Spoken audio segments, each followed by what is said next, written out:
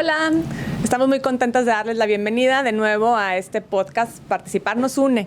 Hoy justamente prácticamente ya estamos en el 10 de mayo y nos es también muy importante reflexionar sobre las maternidades y estamos también muy honradas de contar con la presencia de Mariana Villalobos. Muchas gracias por estar aquí, Mariana. Gracias por la invitación. Y está también María del Mar Álvarez, que es subsecretaria de Participación Ciudadana. Hola, Mar. ¿Qué onda? Y yo soy Jimena Peredo y soy la titular de la Secretaría de Participación. Entonces, lo que hoy decidimos hacer es platicar un poquito con una persona que es un referente en el tema de la lactancia, en el tema de las maternidades, del derecho a maternar. Que de entrada el derecho a maternar ya suena así como que hablemos, da pie para muchas reflexiones. Pero bueno, quisiera platicarles un poquito sobre quién es Mariana Villalobos, que nos está haciendo aquí compañía. Y es una lectura muy rápida de su CV que me hizo favor de compartirme. Mariana es licenciada en Derecho por la Universidad Autónoma de Nuevo León, es educadora en lactancia, fundadora y directora de Infancia Plena, integrante del Comité Estatal Interinstitucional de Lactancia Materna de Nuevo León, así como de la red IFAN y del Pacto por la Primera Infancia, fundadora de MILK, emprendimiento social enfocado a implementar programas de apoyo a la lactancia y crianza en los centros de trabajo. Ya ha participado en diferentes iniciativas de ley, como la Ley para la Protección, Apoyo y Promoción de la Lactancia Materna y la Ley de Protección al Parto Humanizado y Maternidad Digna del Estado de Nuevo León. Muchas gracias de nuevo.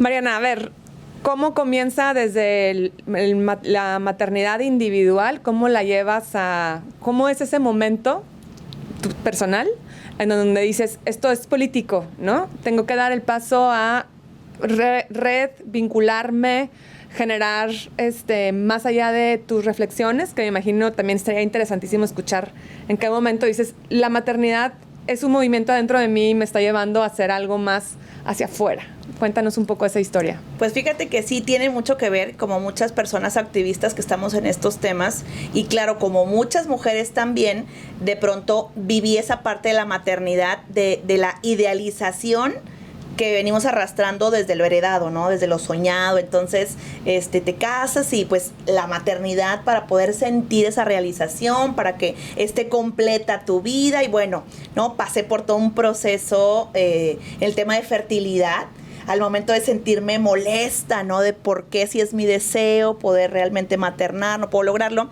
Y una vez que lo logro, pues empiezo a informarme, ¿no? A decir, oye, esto es lo que aparentemente la ciencia dice que es lo mejor, empezando por la lactancia.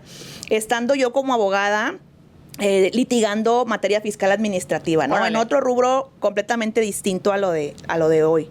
Y entonces, cuando nace mi primera hija y vivo ese proceso desde la violencia obstétrica que se vive, desde estar informada y no establecer la lactancia y sentir que eres un fracaso como mamá porque las cosas no salen como tú esperabas, pues esa experiencia me pegó mucho más de lo que yo hubiera pensado, que inevitablemente me hizo pensar qué puedo hacer para que otras mujeres no vivan esa experiencia. Y prácticamente empezamos, como muchas mujeres, respondiendo mensajes en grupos de apoyo en redes sociales, ¿no? Oye, pues leías un libro y pues yo aquí leí que pues, no debes de ponerte nada aquí, y le ponías. Entonces llegó un punto en el que dije, tengo que hacer algo, porque esto que estoy haciendo laboralmente ya no me apasiona, ¿sí?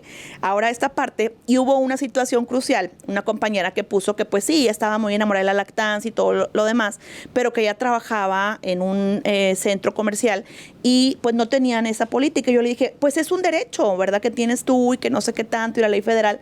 Y entonces llamo a Recursos Humanos, logro que me pasen hasta con la persona indicada y le pregunto por la política de lactancia para las mujeres, porque una compañera, que yo ni la conocía en persona, y luego ya cuando me dice, oiga, pero disculpe, ¿quién habla? Y ya le dije, pues Mariana Villalobos. ¿Y de dónde? Pues de la comunidad, ¿de dónde, verdad? Y ¡ping! Me colgó la llamada, ¿no? Y dije, bueno, creo que así no va a funcionar. Creo que lo personal es político, y con este apoyo familiar, pues fue que constituimos una asociación civil que nos permitió empezar a hacer convenios de colaboración, a empezar a poder tener ya un contexto mayor. Y entonces, con mi segunda maternidad, que logro superar esas situaciones de violencia obstétrica que regresé al hospital donde la había sufrido, a poder compartir la experiencia en los simposios, en las capacitaciones, en la nominación, entendiendo que es una ecología y que no es como tú me quisiste hacer daño a mí como mamá, sino que todos somos parte de esta escasez de políticas públicas con enfoque de protección a la maternidad, ¿no? Y pues así fue como poco a poco empezamos a darle fortaleza, seriedad, objetividad, porque esa es otra parte, actuar desde lo profesional, ¿no? Porque una cosa es de pronto lo que yo quiera como, y no. Y a la par, irme formando, por ejemplo, yo recuerdo pensamientos, yo decía, cuando yo tenga hijas, mis hijas no van a hacer berrinches, ¿no? Porque eso es una mala educación que le dan los padres a... Entonces, en este proceso de certificarme en salud mental infantil, parentalidad, todos los temas, o sea, yo misma así como leyéndome y riéndome, ¿no? Y siempre lo platico a las mamás, digo, yo creo que todas fuimos aquella mamá perfecta cuando no eras mamá.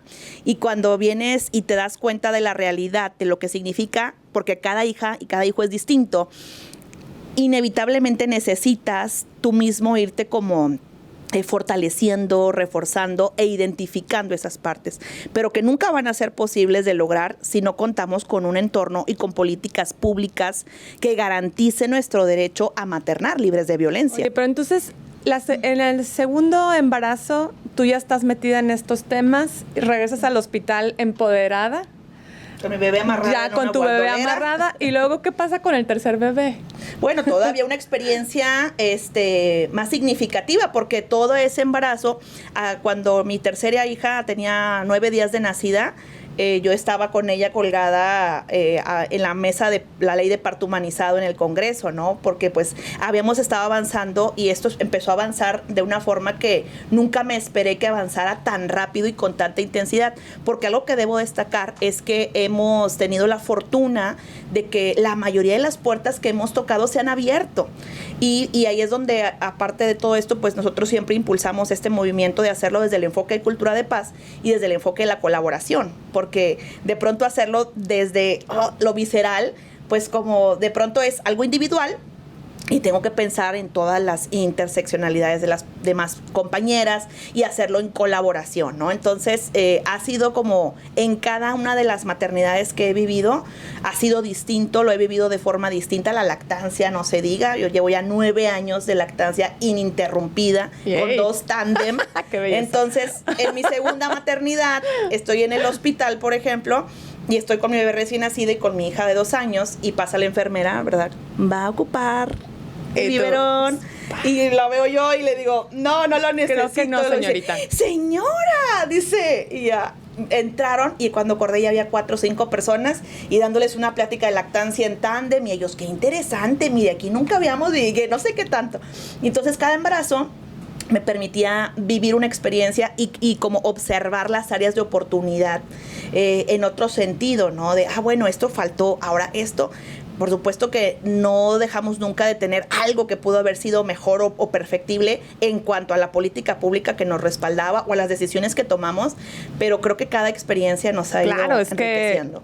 Y justo algo que nosotras en la Secretaría de Participación Ciudadana siempre ponderamos es la experiencia como el gran conocimiento que tienen todas las personas. O sea, aunque no tengas estudios o te puedas certificar como especialista, el hecho de vivir en la ciudad, de usar servicios, te vuelve una persona importante para hablar con gobierno y explicarle tus necesidades o tus reflexiones o tus propuestas. Pero bueno, efectivamente la maternidad te cruza y es un rayo, ¿no? Que a veces las mujeres estamos muy distraídas o traemos un ritmo de vida o hay condiciones que nos dificultan hacer toda esta, pues esta criba, ¿no? De lo que yo pensaba, lo que está resultando, lo que tengo que transformar, etcétera, ¿no? Y tú, María del Mar, desde la no maternidad, desde la elección de no tener hijos, ¿cómo ha cambiado tu idea de maternidad, por ejemplo, sin la experiencia de ser madre? La verdad es que mi primer temor hacia la maternidad, que obviamente no lo verbalizaba así, pero era cuando de niña me decían, cuando seas mamá lo vas a entender. No era si algún día llegas a ser mamá lo vas a entender, ¿no? O sea, de entrada el planteamiento era, cuando seas lo vas a entender. Y yo decía, ¿en serio? ¿No tengo escapatoria? O sea, eso va a llegar eventualmente. Y entonces yo veía las relaciones de las mamás y los niños y a mí siempre me pareció muy agobiante. Y luego en la adolescencia y obviamente pues ya entrando en mi vida adulta, pues yo asumí con una claridad, de esas claridades que te dan paz, ¿no? Que sabes que por ahí va porque te da tranquilidad el decir, no es para mí. Y justamente es por ver el enorme reto que es, ¿no? Porque por un lado está toda esta publicidad y la familia y las iglesias y el Estado que te dicen la maternidad es increíble y es parte de ser mujer, ¿no? O sea, eres mujer, luego eres mamá y si eres mamá, eres más mujer, ¿no? Entonces fue para mí un proceso como empezar a desvincular eso y de ver que sí era una posibilidad y que además era una posibilidad responsable. Porque yo veo a las mujeres que maternan, que de hecho es una palabra que no existe. Maternar no existe, y menos el derecho a maternar, pero bueno. Pues ¿quién habrá hecho el lenguaje? No sé. ¿Dónde está escrito? Ajá. Los señores de la RAE, ¿no? Puede ser. Entonces, yo decía, no sería una decisión responsable de mi parte porque yo no me siento capaz de ese sacrificio, porque desde el helado que te estás comiendo, si a la criatura ya se le antojó, era tu helado, ¿no? Hasta el tiempo, ¿no? Tu espacio personal, ¿no? El derecho a dormir sola, el derecho a enfermarte. No te puedes enfermar y darte a tu enfermedad y recuperación porque tienes ahí la carga que echa a andar al burro, ¿no? Y se me hace que yo lo vi como algo de lo que no me sentía capaz, ¿no? Entonces decidí que ese escenario no era para mí. Y hay gente que me dice, ay, serías una mamá increíble, pero porque tengo vocación de tía, ¿no? Porque me encantan las sobrinas, ¿no? Y porque me divierto, o sea, no es que odie a las infancias, ¿no? Pero de ahí a allá gestar, maternar y hacerlas parte de mi vida. Sí, Yo también tenía una idea así, ¿no? De maternidad como abrumante, ¿no? O sea, y durante mucho tiempo yo decía, no, yo no puedo tener hijos porque tengo mi agenda a tope, me la paso metida entre fuegos y aquí un bebé, ¿dónde, no? Pero tuve una experiencia que me modificó mucho mi idea, que fue una experiencia muy cotidiana, bueno, más o menos, de ver a una ballena con su ballenato, ¿no? En alta mar, así. Sale una ballena, ¡wow! ¡Una ballena! ¡Qué impacto! ¡Qué animal tan precioso! Y luego sale su ballenato y salta. Y fue un impacto así de... Yo pensaba que la maternidad era limpia, agujetas, obligaciones del ser, ¿no? Del deber ser. Y eso para mí siempre ha sido muy complicado en mí misma, ¿no? Y ahora ser la que obliga a alguien a cómo debe ser me resultaba algo insoportable. Pero acompañar a alguien a vivir me parecía como que se volvió mi versión de maternidad posible, ¿no? Así como... es eso, ¿no? Y algo pasó ahí como un rayo que me cruzó y a partir de eso deseé ser mamá. Nunca lo había deseado, ¿no? Ya tenía 30 años entonces.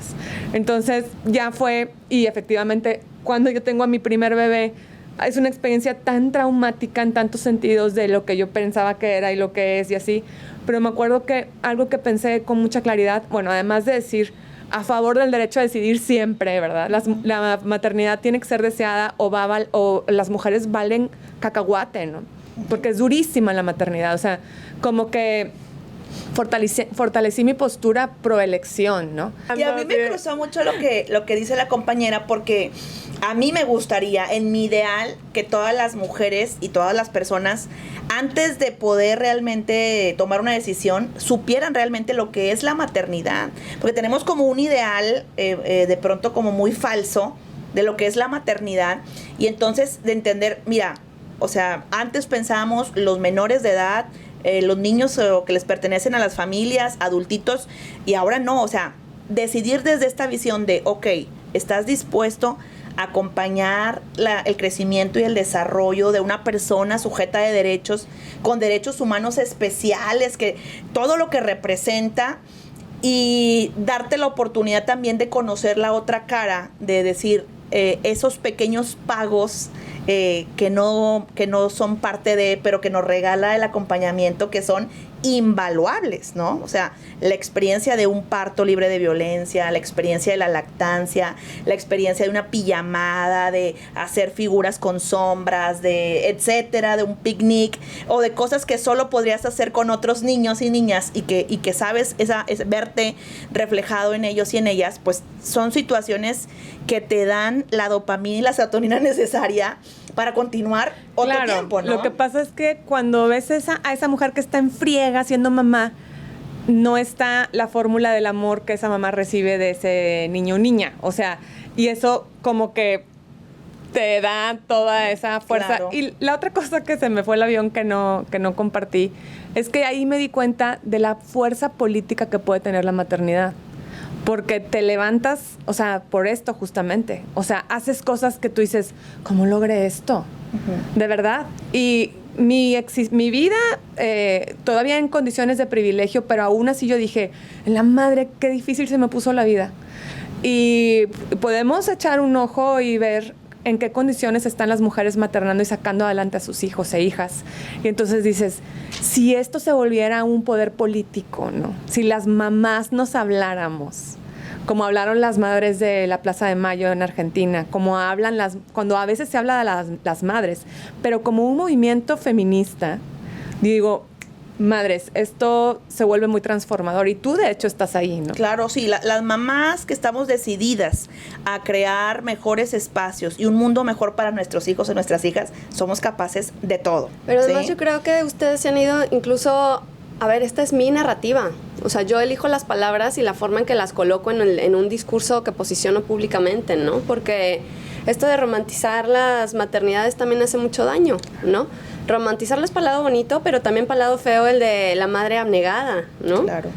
La madre sacrificada, como que esa es la vocación de madre y por eso también se cree que es sacrificio, limpia, cambia pañales, sí, porque regaña, la maternidad, ¿no? Entonces ustedes lo que hicieron fue agruparse y tener una versión basada en sus vidas reales, en sus experiencias de lo que es la maternidad y a partir de ahí generar un discurso que no solo las mujeres que están siendo mamás en ese momento, sino que a las niñas, a los adolescentes que a lo mejor un día van a ser o van a decidir serlo o no serlo, ¿no?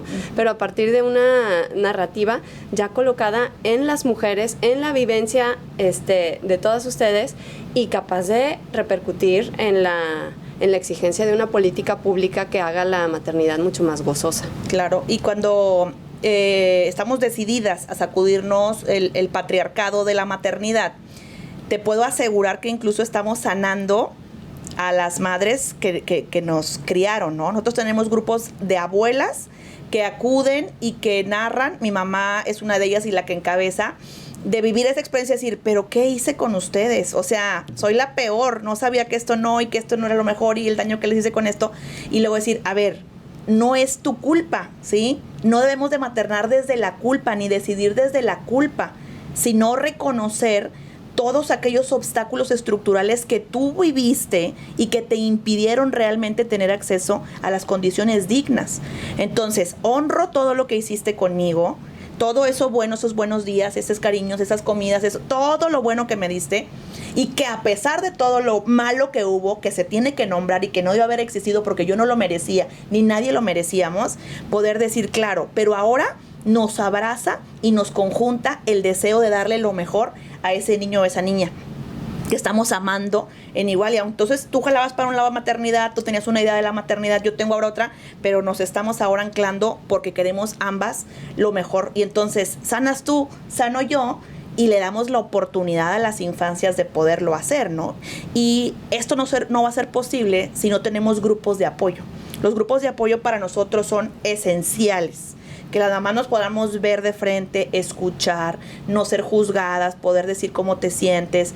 Y a veces solo hablarlo, dices, creo que, o sea, tú solo te contestas, es que estoy cansadísima, no puedo, libre demanda todo el día. Tengo más de no sé cuántas horas sentada y tengo también que lavar y tengo que también que... Y nada más, aunque bueno, eso no es tan importante porque sí, pues...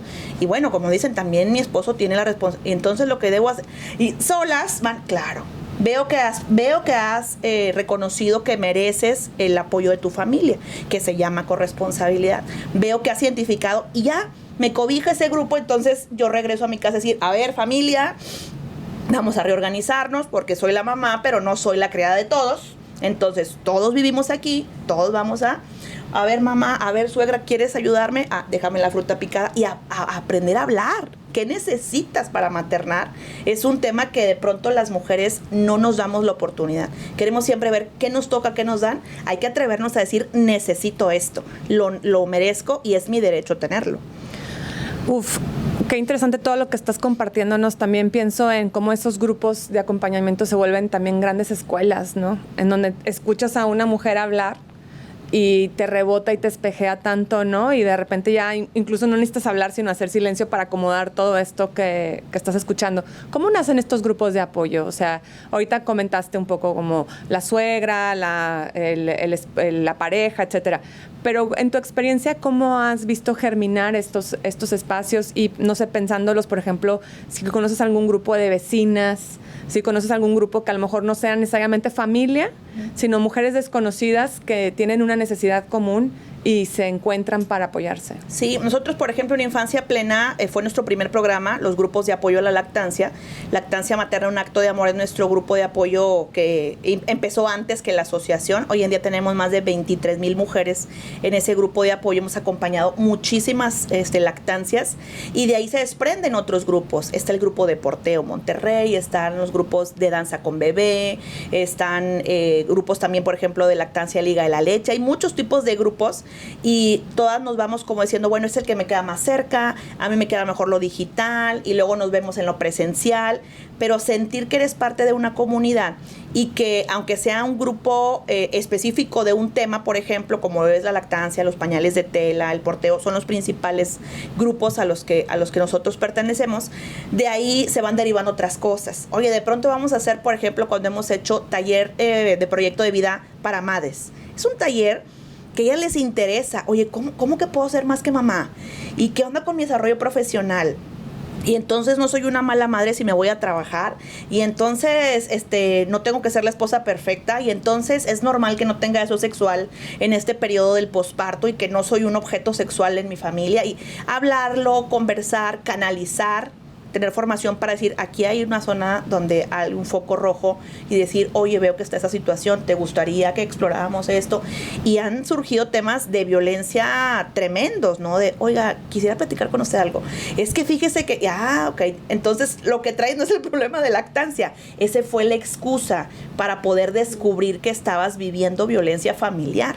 Y mujeres que gracias a eso han salido de la violencia que vivían por pertenecer a un grupo que por una acción relacionada a la maternidad les permitió darse cuenta que no merecían eso y que son capaces de crear una nueva realidad y que no van a estar solas. Bueno, y sobre eso, sobre cómo conciliar el proyecto profesional con la maternidad, ¿no? O sea, que se vuelve muy complejo cuando tienes todas estas culpas, cuando no hay un sistema laboral que lo introyecte, ¿no? Cuando se vuelven asuntos accesorios que la mujer tiene que resolver, sabrá Dios cómo. Y cuando finalmente la civilización está ahorita en una grave crisis que tiene mucho que ver con el patriarcado y anula totalmente la crianza, el embarazo, el parto como momentos fundamentales de su propia existencia, ¿no? ¿Cómo ves tú esa posibilidad de incidir desde lo laboral en que la maternidad tenga su espacio y se vuelva un derecho para las infancias y para las mujeres? Bueno, desde mi perspectiva lo hemos estado como impulsando desde dos rubros. Por un lado, el convencer a las mujeres, el empoderar a las mujeres de que tienen derechos fundamentales relacionados al tema, que aprendan a solicitarlos de la forma idónea, porque el 90 y tantos % de lo que hemos visto en nuestra experiencia, cuando lo solicitas verbalmente, lo que más probable es, no, aquí no tenemos esa prestación, no, aquí nunca se ha hecho, aquí nadie lo ha pedido, y ahí queda, ¿no? Entonces siempre dentro de nuestros programas de Infancia Plena tenemos un programa de asesoría legal donde tú puedes solicitar por escrito tu permiso de lactancia, por ejemplo, o algunas situaciones como esa. Entonces, ya por escrito, ay, déjamelo checo con recursos humanos. No, pues que las multas de $500,000. No, parece que sí, siempre sí, que el lugar y que, entonces es diferente decir, lo merezco, decir, me das una dádiva de a ver si por un lado, ¿no? Las mamás. Y por otro lado, el seguir impulsando las leyes, ¿no? Aquí en Nuevo León tenemos una ley, por ejemplo, que obliga a tener lactarios, los 2 recesos de media hora por jornada de trabajo para el tema de lactancia. Seguimos con el tema, por ejemplo, de las estancias infantiles, que desde el gobierno estatal se ha impulsado la apertura con apoyos económicos para todas las que tuvieron que cerrar por la falta de apoyos federales, saber que tenemos que apostarle a todo eso, ¿no? Y recientemente un grupo poblacional que se nos había estado quedando mucho el foco y que ahora hemos estado trayendo más son las mujeres trabajadoras informales, ¿no? Entonces, ellas también, imagínate cómo vas a pensar en una lactancia libre demanda cuando no sé si pasado mañana voy a poder vender o voy a tener yo tengo que trabajar, ¿no? Entonces, tenemos una deudísima histórica con las mujeres de trabajo informal, que muchas de ellas deciden el trabajo informal por la falta de condiciones dignas en la parte formal, de no tener espacios ni centros de atención ni mucho menos. Entonces, prácticas, digamos, sanas que hemos estado viendo, por ejemplo, la CCE ha creado la subcomisión de primera infancia y entonces las empresas que deciden que quieren pertenecer a ese distintivo tienen que desarrollar un programa. ¿Qué es la CCE? Es el Consejo Consultivo Empresarial. Okay. Entonces, coordinador, ¿no? Coordinador, el Consejo Coordinador Empresarial. Y entonces tú decides, tienes programa de lactancia, tienes programa de corresponsabilidad en la paternidad, tienes programa de primera infancia de desarrollo o tienes un programa de vinculación con tu comunidad. Entonces, desarrollas un programa con relación a eso y hemos estado trabajando mucho en el tema de los lactarios, salas de lactancia, círculos de crianza. Hay empresas que ya tienen calendarizado todo el año una sesión al mes presencial de círculos de crianza y son un éxito porque tienes ahí cautivos a los padres y madres y desde la evidencia nos dice, no puedes decirle a una mamá cómo ser mamá, tienes que cobijar primero y sanar su niña interior para que ella se dé cuenta de el adulto que hubiera ocupado tener cuando era niña y convertirse en ese adulto con las condiciones dignas. Entonces no puedo llegar a decirte, a ver, vamos a ser mamás así, esto sí, esto no, si le pegas eres mala madre, si no mamantas eres... Pues no, partimos de que todas hacemos lo mejor que podemos con lo que sabemos, con la red de apoyo que tenemos y con las condiciones estructurales que tenemos.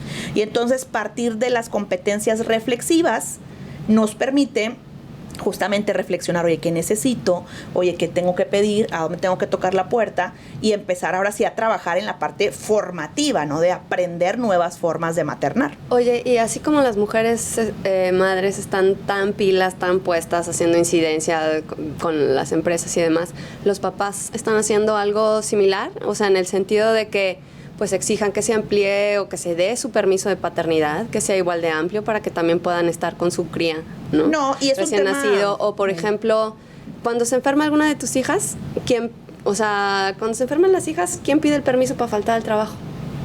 ¿El papá o la mamá, no? Pues suele ser la mamá porque va por default, pero entonces luego las empresas prefieren no contratar mujeres porque faltan, ¿no? Claro. Entonces, ¿hay algún trabajo por ahí que estén haciendo en cuanto a la política pública, aquí en Nuevo León hay una Red Camp que está trabajando intensamente en las nuevas masculinidades, incluso Apodaca acaba de abrir su primer centro de masculinidades en la República Mexicana, y están trabajando desde esa parte. Pero, ¿qué sucede? Que la mayoría de las veces vienen los papás y nos dicen, oiga, ¿y los grupos de apoyo para nosotros? Oiga, ¿y la licencia de maternidad y que también sea igual de amplia para los papás? Entonces les decimos, qué maravilla que te des cuenta que necesitas eso para tu paternidad.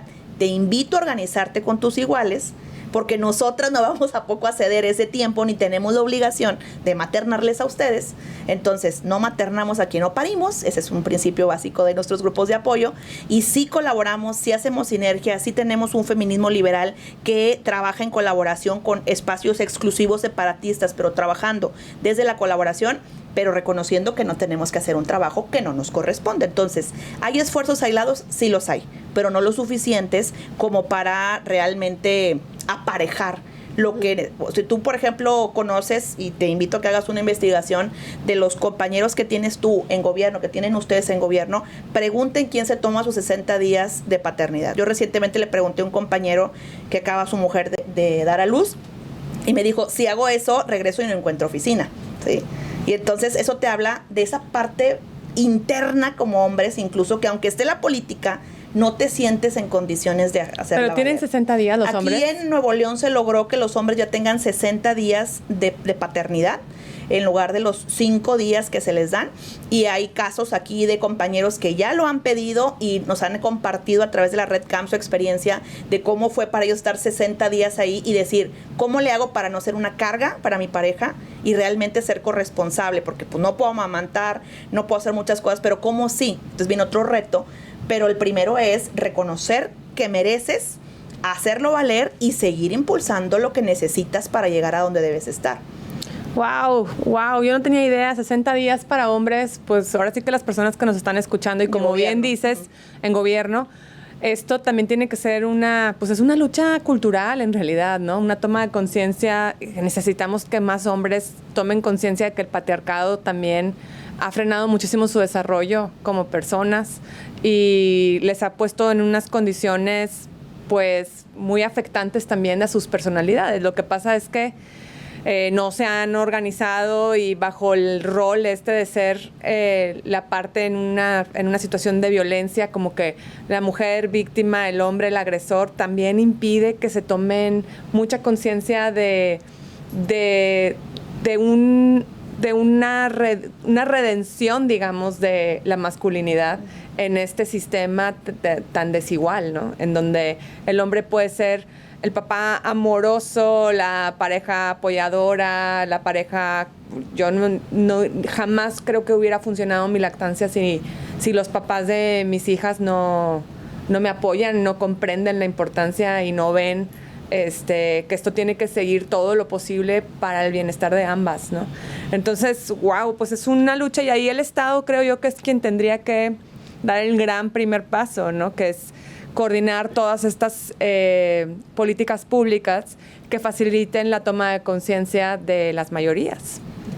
Pues sí, en general hacerse cargo, ¿no? Que nos dicen que es algo natural, innato e inevitable, pero por otro lado no generan condiciones para que sea así, ¿no? O sea, para que, si a lo mejor si yo hubiera entendido que podía ser mamá y trabajar, a lo mejor otra hubiera sido la historia, ¿no? O sea, como ver que se empiecen a generar condiciones para conciliar la vida laboral, para que te quieran seguir contratando a pesar de las renuncias que vas a tener que hacer, que sean menos esas renuncias, que haya también corresponsabilidad de los empleadores, pero pues todo al final necesita un marco jurídico, ¿no?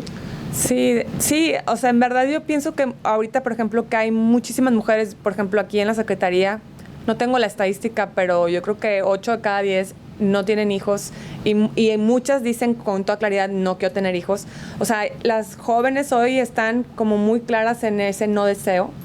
Me pongo a pensar, pues claro, ves las condiciones en donde se ejerce la maternidad y dices, lo comprendo perfecto. Exacto. ¿Qué pasaría si esas condiciones empezaran a cambiar, no? A lo mejor, porque a lo que a mí me ocurrió fue totalmente raro, ¿no? O sea, yo me creé mi propia versión de en esa maternidad sí quiero. Esa maternidad que estaba pululando por todos lados, esa no la quiero. Pero yo tuve un momento casi místico de decir, yo puedo decir qué maternidad, esa sí, ¿no? Entonces ya me metí, ¿no? En este trajín mágico, místico, bello horrible, ¿no? Porque son opuestos permanentes, ¿no? De mucho sacrificio, pero también de descansar de una, ¿no? O sea, de estar todo el tiempo pensando en una, de repente ya no piensas en ti y también es relajante. O sea, claro, es como que desconectas un poco, ¿verdad? Y eso es bien importante porque las mujeres luego dicen eso, es que el sacrificio, yo le digo, a ver, vamos a empezar primero por ahí, porque nosotros no nos sacrificamos, tomamos decisiones, ¿sí? Si tú vas a amamantar o no, a colechar o no, y mandar a la guardería o no, lo vas a hacer tomando decisiones con base en lo que tú tienes. Y dices, oye, yo me encantaría una lactancia exclusiva, pero en mi centro de trabajo va a ser imposible y además no me puedo dar el lujo porque soy madre autónoma a ponerme al tú por tú y que me vayan a despedir. Y sí, me voy a juicio y voy a ganar, pero en esos 6-7 meses mis hijos no van a tener que comer. Entonces yo decido ser lactancia mixta, me libero de la culpa porque no es algo que está en mí y entonces ese biberón y esas tomas con todo el amor, porque entender que podemos dar esas maternidades sensibles desde muchas plataformas y que las mujeres siempre estamos ocupando ese apoyo, ¿no? de estar, a veces no con el cuidado del hijo, de la hija. Por ejemplo, en el Poder Judicial tenemos un programa en junio, una lactancia padrísima, y son talleres que están dentro de la carrera judicial, cuentan como horas para papás. Acabamos de tener el de crianza, el de primera infancia, y los papás preguntando, ¿cómo le hago entonces con este berrinche? Y te das cuenta, dices tú, y esa persona que a lo mejor va a estar llevando un juicio, y yo les decía, esto llevémoslo al centro de convivencia, a los juzgados familiares. Entonces la maternidad nos atraviesa y la paternidad también, y entre más nos demos la oportunidad de vivirla acompañada e informada, vamos a hacer un beneficio pues para toda la comunidad. De hecho, yo creo que estos centros de convivencia tendrían otros números muy distintos si hubiera condiciones para la crianza. O sea, para la crianza corresponsable y compartida, ¿no? Y con una rectoría del Estado bien asumida, pues que genere condiciones para que esos centros de convivencia no estén atascados de padres y madres que no saben cómo convivir entre ellos y en relación a sus hijos, que ese es realmente el fracaso, y yo creo que ahí es donde se aterriza de forma bien cruda pues el fracaso del Estado para hacer que la crianza sea exitosa, ¿no? Claro. Pues es un fracaso cultural, ¿no? Sí, o sea, sí. Claro, ahí se nota al Estado, pero al Poder Judicial, pero son las creencias y los valores que tenemos asumidos como verdades, y no nos damos el chance, pues, de decir, oye, esto está fracasando, ¿qué tal si empezamos a creer otras cosas? Eso es un movimiento bien lento, ¿no? Sí. Muy lento, a veces minoritario, pero que yo creo que ya está ahí, ¿no? Y sí. Quisiera preguntarte cómo vives el 10 de mayo, o sea, con todo este bombardeo de la romantización violenta de las maternidades, pero también me imagino que ustedes tienen actividades. ¿Qué significa el 10 de mayo para ti? ¿Cómo lo vives?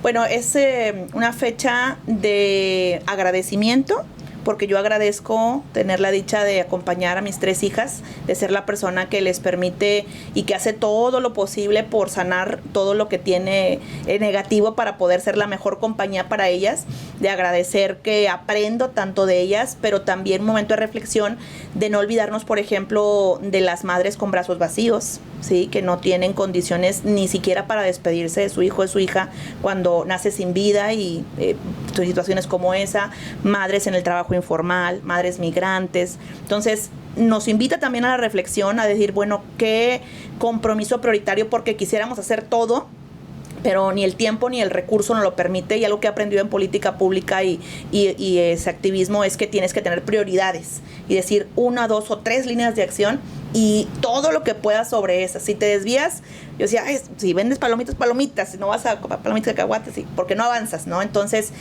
invitar y motivar a otras mujeres y a otras personas que traigan otros temas y luego trabajar en conjunto, pero no hacernos. Entonces, nuestra bandera de la lactancia, de la crianza responsable, desde la corresponsabilidad, pero sobre todo una maternidad que parte del reconocimiento de los niños y niñas como personas sujetas de derecho activos. Entonces, reconocerles así me va a permitir a mí tomar mejores decisiones, porque como decíamos ahorita de la corresponsabilidad, ¿no? Si yo sé que mis hijos se van a despertar todas las noches durante 6 años, porque así lo dice la evidencia científica, pues ¿qué voy a hacer yo para que esos despertares pues sean lo menos duro para mí, para mi pareja, para mis hijos, para mis hijas, y todo, en lugar de decir, lo voy a adiestrar para que ella duerma como adulto, porque hoy existen los coaches del sueño, ¿no? El adiestramiento, y todo el mundo quiere adiestrar niños para que coman, vivan, sueñen y se comporten como adultos, y no son adultos, son niños y niñas, personas sujetas de derecho, y eso hace que nosotros impulsemos maternidades sensibles, pero también respetando lo que una compañera decidió por sus condiciones, y que eso no va a ser una posibilidad de que alguien califique su maternidad, ¿no? Porque es un boom de muchas industrias con conflicto de interés el querernos decir que unas somos buenas y unas somos malas, cuando todas, si nos reunimos, podemos dar lo mejor de nosotras. Estaba pensando en esto último que estabas diciendo, ¿no? De cómo ahorita yo noto un discurso de que las niñas y los niños son un problema social, ¿no? Es un problema para la mamá, es un problema para el papá, es un problema en los restaurantes, es un problema en la escuela. O sea, como las infancias como problemáticas, ¿no? Y cuando llegas con un bebé a algún lado te das cuenta de que se vive así, ¿no? Uh-huh. Como son entidades que generan incomodidad, desestabilidad, porque la misma sociedad no sabe cómo tratarles hasta que se vuelven de determinada edad y entonces ya son atendibles y ya se puede hablar con ellas y ellos no. Y el costo enorme que tiene, ¿no? Para su formación, el hecho de que haya una frontera, ¿no? Y también pienso en cuántas mamás y papás viven a sus hijos e hijas como problemas, ¿no? Y toda esta industria gigantesca para volverlos menos problemáticos, ¿no? Que crece y crece y que también tiene un discurso en teoría de emancipación de las mujeres, ¿no? O sea, que ahí es como un conflicto de... Claro. Ajá, es sutil. Porque tú dices, ay, no, duerme, claro que sí, ¿no? Yo he escuchado lo del coach cuerpo, del sueño, ¿cómo te ¿no? lo van a quitar? O sea, el poder sobre tu cuerpo. Entonces, cuando yo toqué al principio las puertas, por ejemplo, en dependencias de gobierno, literal me dijo una mujer muy reconocida, ay, mijita, dijo, eso de la lactancia, por favor, ¿sabes cuánto hemos luchado para estar en estos puestos? Y para que vengas y nos digas que tenemos que quedarnos con nuestros hijos, y entonces me impactó. Esa mujer me atravesó y en lugar de decir, no, pues tienes razón, yo dije, no, tenemos que hacer ver que también hay otras maternidades feministas que y que la política pública nos tiene una deuda histórica porque saben que no hay atención al trauma. O sea, si tú quieres decir, oye, ¿sabes qué? Obviamente, si yo percibo a las infancias así, es porque yo así me percibí, ¿no? Siempre me hicieron sentir que fue un estorbo donde quiera que me paré. Y obviamente esa es mi percepción de las infancias. Pero no hay políticas públicas para atender esas situaciones que la mayoría de las personas tienen. Y es que estas mujeres lo tuvieron que hacer así, sí o sí. O sea, y ahorita lo que mujeres como ustedes están haciendo es cambiar un poco esas condiciones para que se pueda con todo, ¿no? O sea, tú trabajas, tienes a tu bebé, pero pues sí hay mujeres que no pudieron, que tuvieron que llegar dando madrazos y ahora sí amputándose probablemente el deseo de ser mamás, ¿no? Entonces... Sí, yo creo que les digo, creo que va a ser lento, pero ojalá pronto lleguen a ciertas tomas de decisiones mujeres que asumieron su maternidad desde su centro con su decisión o la trabajaron, ¿no? Aunque en un principio a lo mejor no la traían tan introyectada, que la trabajaron y que entonces tienen ese compromiso, ¿no? Uh-huh. Que es más allá de con las mujeres, o sea, es realmente con la civilización, uh-huh. Porque... Pero esta línea, ¿no? O estás del lado súper romántico, entonces no quieres trabajar profesionalmente, sino estás en tu casa, ¿no? Uh-huh. O te amputas totalmente ese deseo, si es que lo tienes, de ser madre, ¿no? O sea, en esta dicotomía estamos yendo al 10 de mayo, ¿no? Y la intención con este podcast es un poco como provocar esa reflexión, ¿no? Decir, fíjense cómo estamos atoradas en esta línea abismal, ¿no? Uh-huh. Entre... o trabajas en tu casa y te dedicas al hogar y entonces eres mamá, o lo otro, ¿no? Y no es cierto. La realidad es que esto está mezcladísimo. Aunque el discurso está representado como muy separado, en la realidad está totalmente mezclado, ¿no? Y las mujeres creo que de entrada tendríamos que hacer narrativas más verdaderas, ¿no?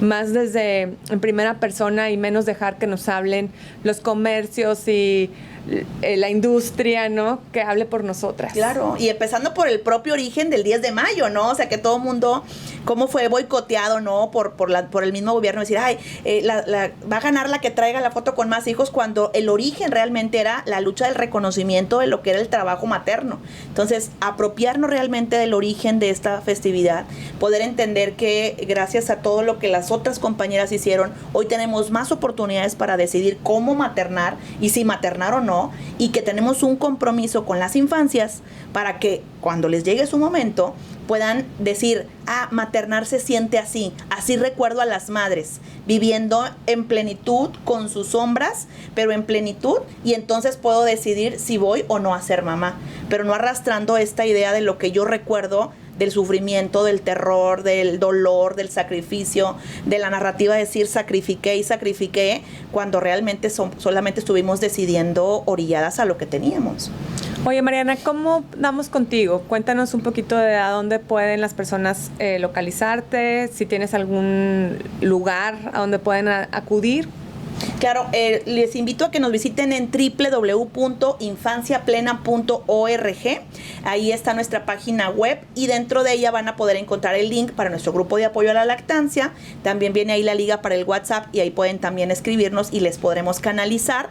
Ya vienen también fechas importantes como es agosto para nosotros y ya tendremos actividades relacionadas a la lactancia, pero siempre tenemos grupos de apoyo, reuniones, pláticas y un grupo permanente ahí donde pueden estar realizando esto para las mujeres y a través de Milk poder estar ofreciendo esas soluciones, digamos, para las empresas donde analizamos su política, les hacemos propuestas con enfoque de maternidad y de derecho para que puedan mejorar las condiciones y sean empresas corresponsables con las infancias. Muchas gracias. Mar, ¿quieres cerrar algún comentario final? No, pues con la esperanza de que cese esta cosa medio esquizofrénica, ¿no? De ser mamá, pero que al final esté tan castigada en el día a día ser mamá, ¿no? O sea, que se ensalce como posibilidad, como una cosa gozosa y que haya condiciones para que efectivamente lo sea. Que así sea. Muchas gracias, Mariana. Gracias a ustedes. Muchas gracias.